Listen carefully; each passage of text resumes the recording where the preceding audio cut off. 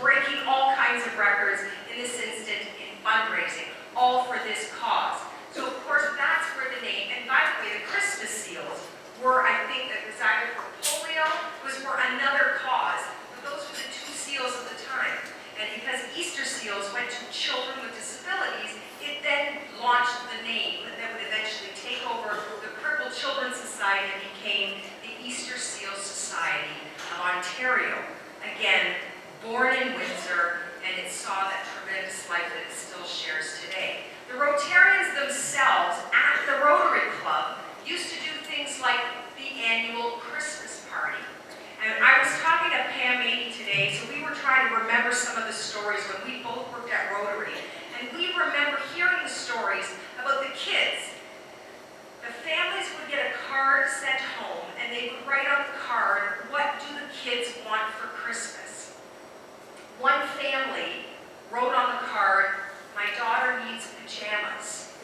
The daughter grabbed the card, crossed out pajamas, and wrote ice skates. The mom got the card back, scratched out the ice skates, and said to the daughter, you really need pajamas. The kid got to the Christmas party and she got a beautiful pair of pajamas. 2 days later, the Rotarian showed up at her house with a pair of skates. That, you've got to imagine, every time I hear stories like that, I have a picture in my mind of John McGivney trundling up the sidewalk with his ice skates for the family. I mean, these are the kinds of things that the Rotarians took on themselves. I spoke with Eric Neal today, who was the treasurer of the Rotary for many years. He and many of his cohorts at the time would be assigned the number of kids that they were bringing to Woodeden Camp, a camp just outside of London. And the kids would get to go to this camp for at least a week at a time. And the Rotarians themselves had to get the kids there, see that they were well ensconced, and then go back and get them again. And it was one of those things that the Rotarians felt close to the family. It was their responsibility. So they didn't just raise the money. They got very involved with the families as well. And that Christmas party went on for years and years, as did Woodeden Camp. And to this day, Woodeden Camp is still going strong in the London area. I love that story about the skates.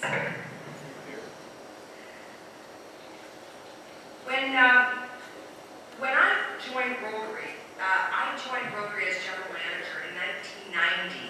And at that time, a fellow named Ross Byron, who was the predecessor to Elaine Whitmore, he had a way of taking every new Rotarian, and certainly me as staff there, and he would bring us for a tour of the Regional Children's Center. And we would look and see the cramped spaces and see children in every nook and cranny of the room, equipment piled high, the room where they did all of the fittings, etc., absolutely jam-packed. And he would give everyone the story about, we need more room, we need an expansion. That was in 1990. Shortly thereafter, just a couple of years later, we actually launched, and I think at the time, Norm Wheeler was the president of the club, and Norm is here tonight, and we started the Children's Festival. And the purpose of the Children's Festival was an event exclusively to raise money for what would eventually come as the new facility, which eventually became the John McGivney Center. And at that time, I remember all of the Rotarians getting behind this huge event. It was going to be the first of its kind. It certainly was. And by 1995, I left the club, went off to be elected, and left this whole organization to Pam Mady and all the Rotarians. And I still remember the day I was driving along EC Row, and the Children's Fest was going on, and it became the most magnificent event for children. And it was just a great symbol. But I want you to imagine that in 1990, the club had really set its sights on beginning for a new building. And to note that it took many, many years, again, of lobbying, so that I could be at Queen's Park by then with Joan Crozier's husband, Bruce, and Joan is here tonight because her husband, Bruce, was so involved in the center, to lobby the government for funding, and they eventually got $8 million, which then went on to launch, not just talk about, but move from the planning to the actual building of this new center. And that actually happened by 2000. fundraising began in earnest. And to this day, they continue to do that with events like tonight. So Rotarians have always excelled. They roll up their sleeves and they get to work. And I want you to know that it's not every day that you can actually put a silly little hat on the head of John McGivney, but he's prepared to do that because you're coming to his birthday party if it's going to raise money for the John McGivney Center. You do have to know the stories of how they raise the money. You heard some of them tonight, the Art in the Parks. When you go to Art in the Park, you will still see John McGivney at one of the gates around Williston Park taking your money for you to go into the art show. And if it's the Children's Fest, same thing. The Rotarians themselves who take shift work to do the volunteers, to do the cleanup, to do all of those things because that's how they raise the money. And you just need to know that. When all of us want to participate, when we go to the Schultz family, as we've done so many times for support for the Children's Center, it's because John McGivney was there in 1973 to stand up and say, our community needs to have these services. And even recently, when Barry and his wife Stephanie stepped up to the plate and said, we're going to help with tonight, I see Terry Raffin. There are people who are so well known in the community to be givers. But today we're here because in 1973, John McGivney stood up and said, we are going to maintain these services. And when I talk about Rotary, it's important to know Rotary's link to then the Ontario Crippled Children's Society, which evolved into the Easter Seal Society of Ontario, that was started right here in our very city, that the Rotary Club has gone on for years and years to constantly give and look ahead to see what the services are in our community that are going to be needed, and then they step up to the plate and they actually participate. I want to tell you why Rotarians do this. They get driven by people like Fred Sorrell, who tonight you could see jokingly laughing and singing at the podium. But when he was the district governor for all of the clubs in District 6400, maybe there's 30 clubs or so in there, he was the district governor when he gave a speech. And at that time, his speech was about the power of one.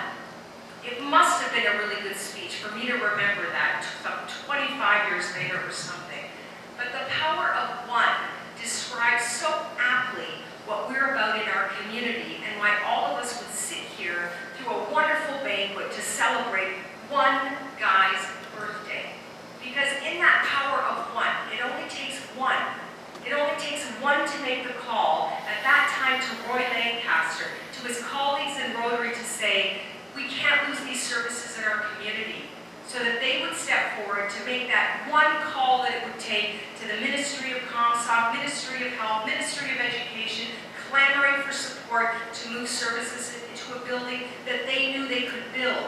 It really only takes the power of one to be convincing, one to create an army, one to literally in a militarized fashion say, we are going to do this thing.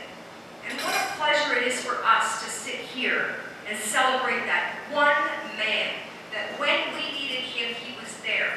For us, he was the power of one.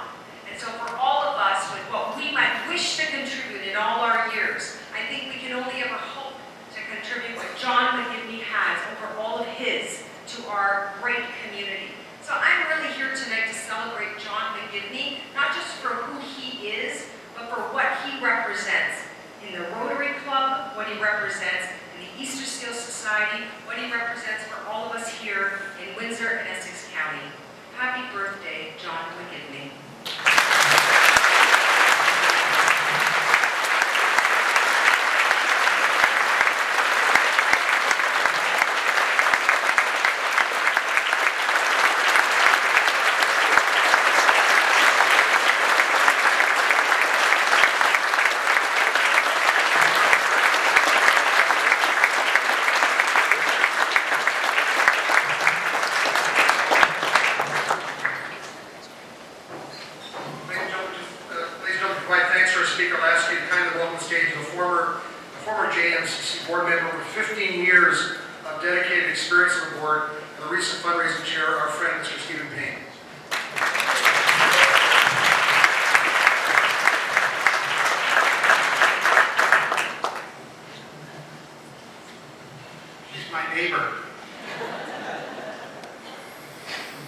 Sandra, as most of you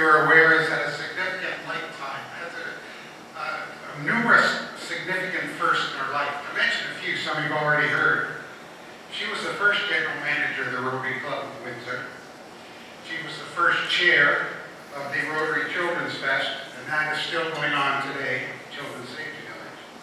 She was the first female president of the Fogelare for Land Club. She was the first female MPP for Windsor West, and the first female cabinet minister from our area.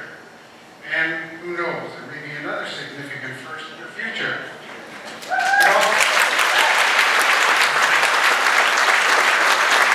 all the roles that she has served, there's been a common thread that stands out, and that one is her commitment to children.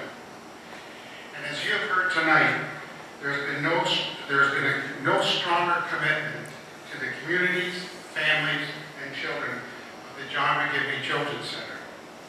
Working with her fellow local MPPs, Sandra obtained a financial commitment of $8 million from the provincial government, which she mentioned, but failed to mention about 2 or 3 years later by an additional $2.2 million, which enabled us to establish this outstanding first-class facility. Her advocacy for us was always strong in her 16-year political career and continues today. To show our appreciation for not only being a part of today's celebration, but also for your ongoing commitment to the center, we're pleased to present to you with this plaque. I will read it. It says, "Thank you, Sandra Pupatello, for your outstanding dedication and support of the John McGivney Children's Center. This will be permanently displayed in a very prominent location in the halls of the John McGivney Children's Center." Sandra,